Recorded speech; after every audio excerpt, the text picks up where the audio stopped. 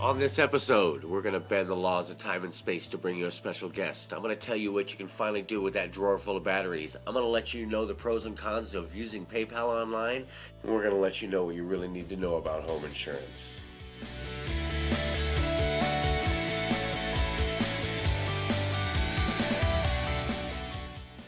Thanks everybody for tuning in. This is Uncle Ed's Variety Show.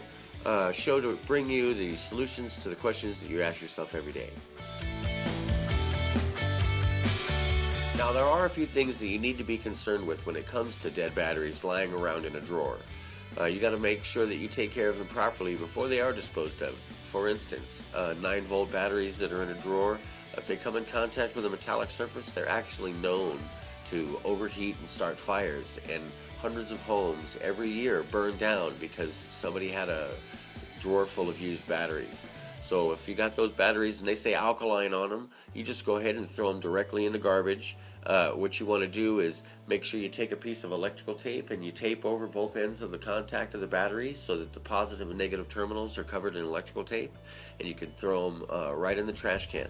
You do that to each battery, so if they do come together in a pile on the bottom, they don't make a circuit and end up melting down and starting a fire in your garbage. The best thing also to do is, if you're going to do that, go ahead and make sure you take it right up to the trash can immediately. Now, you don't want to have a Ziploc baggie full of batteries in a drawer somewhere. They're going to be dangerous. That's the type of situation where people's houses get burned down. So those are the type of things to avoid. And if you have a 9-volt battery in the drawer, again, just take electrical tape and tape across the two terminals, and that'll keep anything from shorting that battery out and keeping it from starting a fire, burning down the house.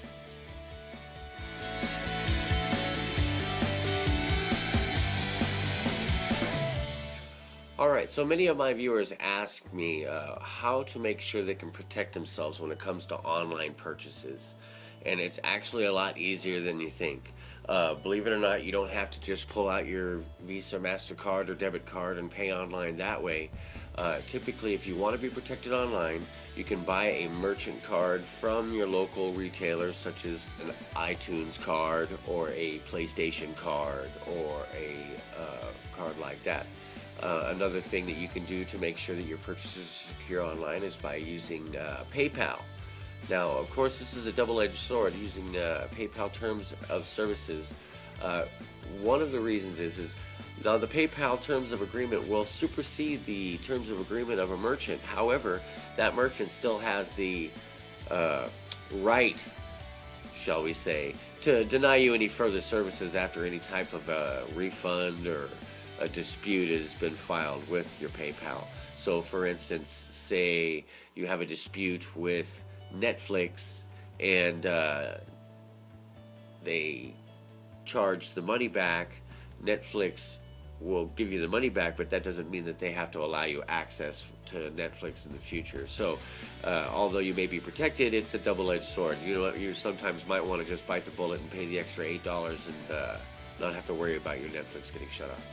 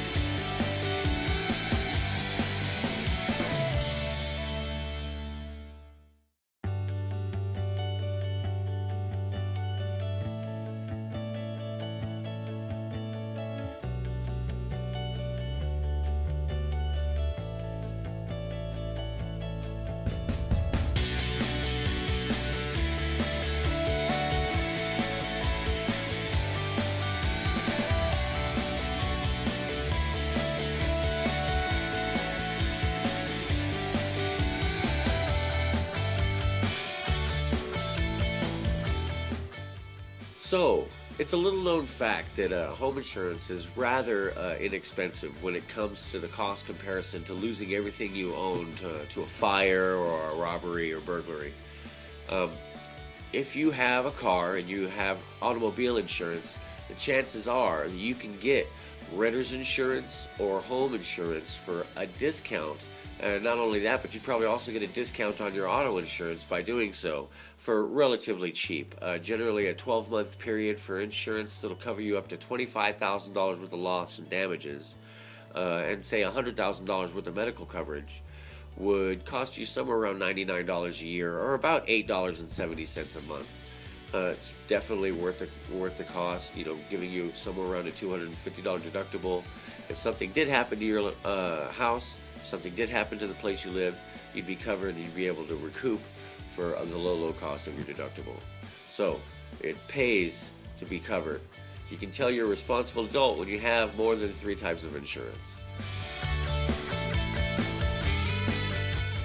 Ladies and gentlemen, we're going to use technology brought to you by J.J. Abrams and his special effects movie studio to bring you a very special guest star. All right, here we go. Hit the button.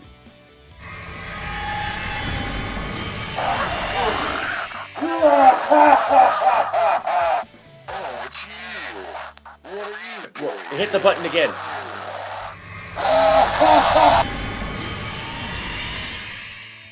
Give me that thing.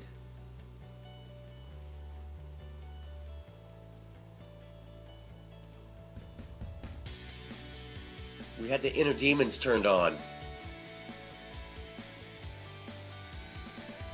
Okay, that should do it. All right, here. All right, go ahead and hit the button. Whoa! All right. Hey, thanks for joining us here on the show.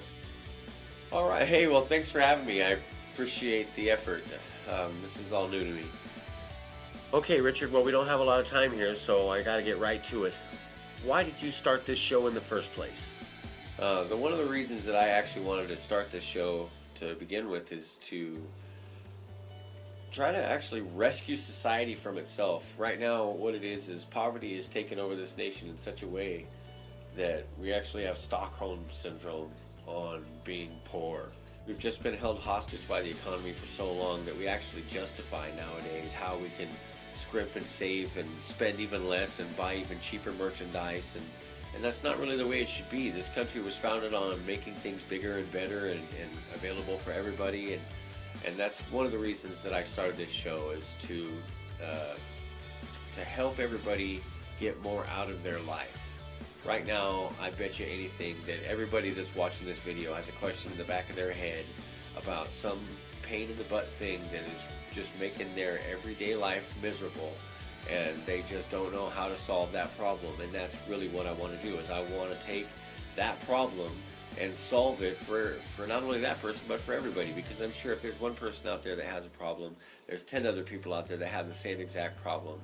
As unique as we think we are, we're really all just a bunch of animals that are really running around in the same circumstances and the same situations, just trying to do the same thing, and that's make a living and enjoy our lives and enjoy our family and try to better our children so that they don't have to put up with what we had to put up with. The whole point of this thing that we call life is to get out there and make sure that our children have a better experience than what we were brought up in, have more opportunities, and the ability to go out and express themselves and to learn and to grow and to love and to eventually raise their children so that their children might have a better circumstances than what they were raised in, and so on and so forth. And if that trend is to be the truth, then everybody, each generation, should be left in a better place and not a worse place. And we need to stop being selfish without being selfless. Right now there's a lot of people out there that keep asking me what that means. And Jesus said it in the Bible, if I teach a man to fish, I feed him forever. And that's the whole principle behind it, is I don't want to give you a fish every day. I want to teach you how to fish for yourself and for your family so that you can go out and provide for yourself and have a feeling of self-worth, and that you could have a better life and you could provide better for your children, and so that progression can naturally take a hold and move forward. What was your inspiration? The reason I developed the show in the first place is to get viewers' feedback and try to help people out. So Hopefully the next few episodes are going to be based more around solving people's problems instead of me just coming up with things to entertain people. If you want to be entertained on YouTube, there's a million different channels that'll show you some funny video that you can laugh at all day long, and that's not what this show's about. As to where I do like to have a lot of fun.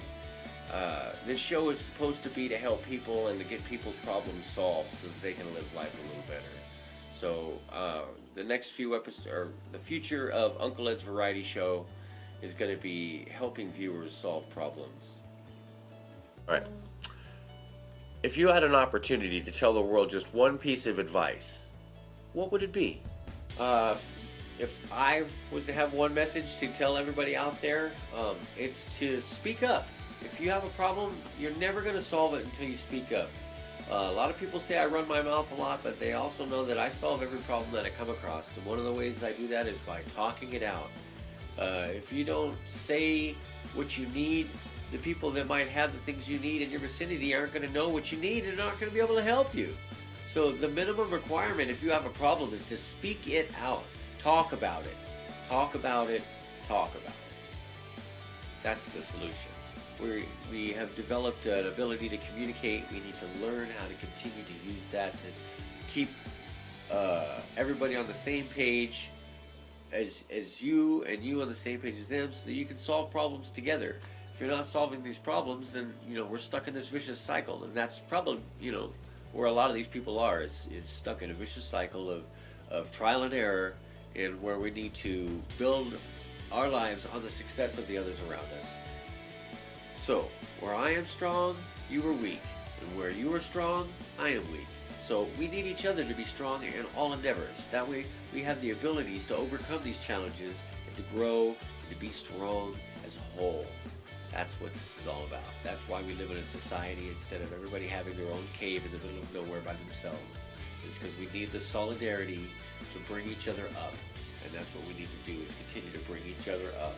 They say it takes a village to raise a child, and I think they had it almost there. It takes a village to raise a village. So everybody has to watch everybody's back, or else we're just going to be stuck in the same vicious parasitic cycle of who can leech the most out of the next person before they get leeched upon, and so on and so forth. And the virus needs to end. Well, thank you so much for the interview. It's time to get you back where you came from. Here we go. Push the button. Well, thanks for having me. Goodbye. Whoa. There's been some side effects. I think I like it.